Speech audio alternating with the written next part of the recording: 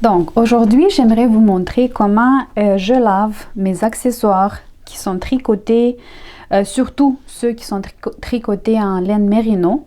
Mais je fais le même traitement pour chaque accessoire que je tricote ou crochette. Donc ici, j'ai une tuque qui a été tricotée.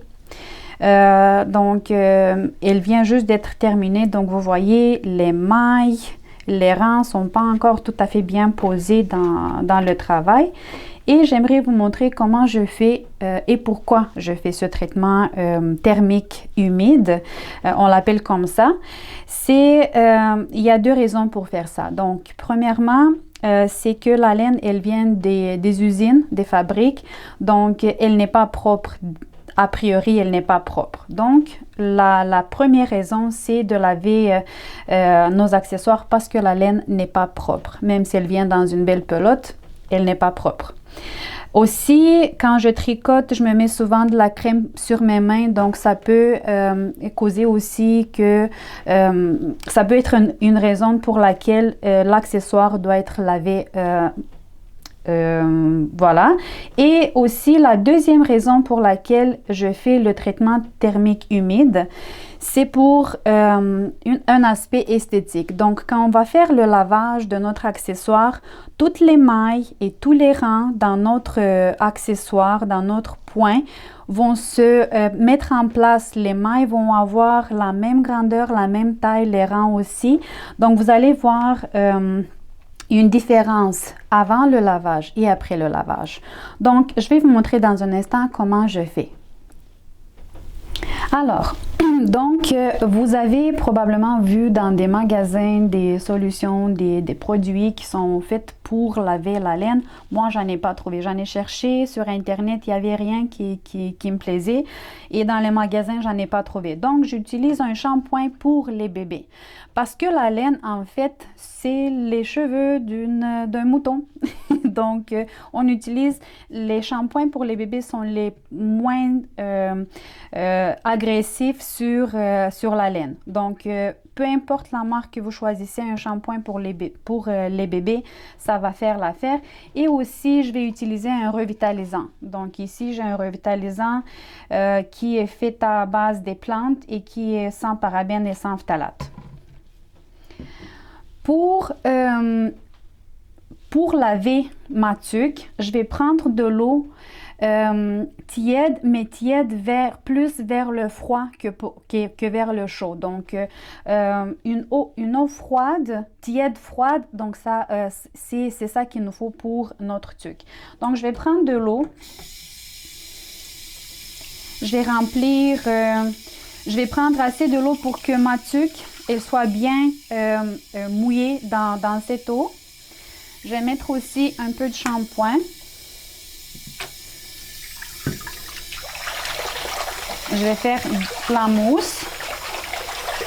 Et je vais poser, j'ai ici le fil que j'ai pas coupé le fil quand j'ai tricoté la tuque parce que il se peut par exemple qu'après le lavage, la laine s'étire et que je n'ai plus la grandeur dont j'avais besoin au départ.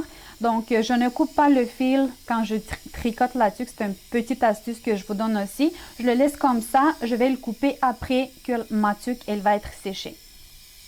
Donc, j'ai rempli, je me suis pris de l'eau, j'ai mis le shampoing et je vais laisser tremper ma tuque environ entre 5 et 10 minutes. Donc, je vais la laisser pour qu'elle prenne de l'eau.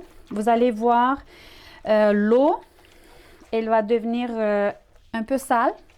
Et c'est à cause de la couleur de la laine, mais c'est à cause aussi de toute la saleté qui vient des fabriques, des usines. Donc, c'est ça.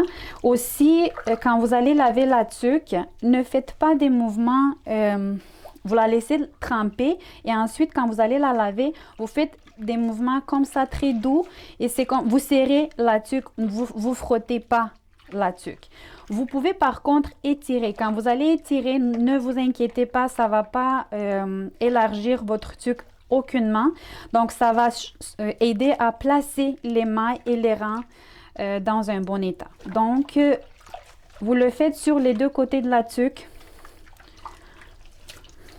les mêmes actions. Donc, vous prenez la tuque avec de l'eau et vous pressez comme ça. Ne frottez pas.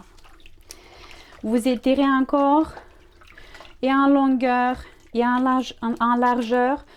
N'ayez pas peur, ça ne va pas défaire le patron de notre tuque. Ici, ça s'élargit un petit peu, c'est pas grave, on va tirer à la fin. Donc, je vais laisser tremper comme ça ma tuque et quand elle va être prête, je vais l'essorer. Je vais vous montrer comment je fais. Donc voilà, j'ai lavé ma tuque. Il est maintenant temps d'essorer ma tuque et de la rincer. Donc, quand je vais essorer la tuque, en aucun cas, je ne fais pas de torsion. Je la prends dans mes paumes, dans mes mains et je fais des pressions comme ça. Voilà, donc j'essore l'eau. Je vais me débarrasser de l'eau dans laquelle j'ai lavé la tuque. Et je vais me prendre de l'eau, encore une fois de l'eau tiède vers froid. Et il est préférable d'avoir la même température d'eau. Je vais maintenant rincer la tuque. Je peux remplir mon lavabo. Il est très important qu'on se débarrasse de toute trace de shampoing de notre tuque, sinon ça peut abîmer notre fil. Donc on va bien rincer. Encore une fois, quand vous rincez, vous pouvez faire des actions. Vous pouvez tirer la tuque en largeur et en longueur aussi. Donc les mouvements que je vous ai montrés tantôt, mais en aucun cas vous ne frottez. Donc, je vais arrêter l'eau. Je vais m'en débarrasser de cette eau. Je vais encore une fois presser pour essorer la tuque et je vais faire un dernier lavage. Cette fois, je vais ajouter du revitalisant. Je prends la même température d'eau. Je vais remplir mon lavabo. Je vais prendre un peu de revitalisant.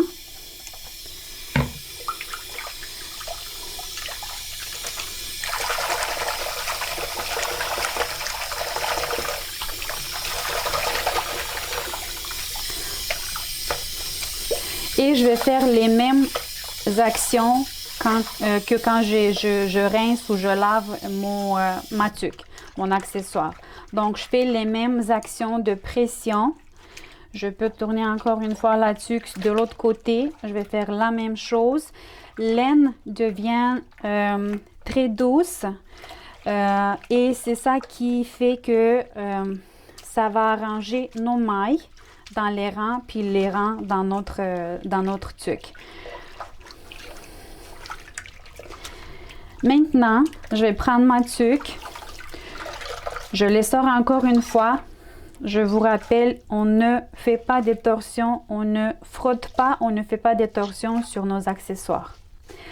Je m'en débarrasse de l'eau et je vous dis qu'est-ce que je fais pour la dernière étape, l'avant-dernière étape de ce traitement thermique humide. Donc, voyez-vous le fil que j'avais laissé plus long, je l'ai mis à l'intérieur de la tuque. Ce que je vais faire en ce moment, c'est je vais mettre ma tuque à l'intérieur de ma laveuse pour le cycle d'essorage. Je ne lave aucunement mes accessoires tricotés, crochetés dans la laveuse, même si elle a un cycle délicat ou de lavage de la laine. Je ne mets jamais mes accessoires dans la laveuse. Par contre, pour enlever tout excès d'eau d'un accessoire, je vais mettre mon accessoire dans la laveuse au cycle d'essorage. Ça va permettre à ma tuque ou à mes accessoires, peu importe l'accessoire, de sécher un peu plus vite. Et ça n'abîme aucunement la taille de la tuque, l'accessoire entièrement, donc il reste identique. Donc ce que je vais faire en ce moment, je vais mettre ma tuque dans la laveuse. toute seule. Je vais fermer la porte de ma laveuse et je vais choisir le cycle d'essorage qui me prend seulement 8 minutes et je vais laisser la laveuse faire son travail et je vous rencontre au moment où je vous montre comment je place ma tuque pour qu'elle sèche par la suite. J'ai sorti ma tuque de ma laveuse. Et il est maintenant temps de la mettre à sécher. Donc, vous avez deux options pour sécher vos tuques. Soit vous la mettez sur une serviette à plat comme ça. Elle va sécher. Ça va prendre peut-être 2 jours, 1 jour et demi, 2 jours pour qu'elle sèche. Ce que je trouve un peu difficile avec cette méthode, c'est que à chaque 2-3 heures, il faut que je tourne la tuque, donc je la prends comme ça et je change de position de tuque parce que si je la laisse sécher comme ça tout au long du séchage, elle va faire des côtés. Elle va avoir des côtés ici plus accentués sur le côté ici, ça va être plus accentué, donc il va prendre cette forme que je lui donne et moi je veux pas ça, moi j'aimerais qu'elle soit toute ronde, qu'elle n'a pas des traces de séchage.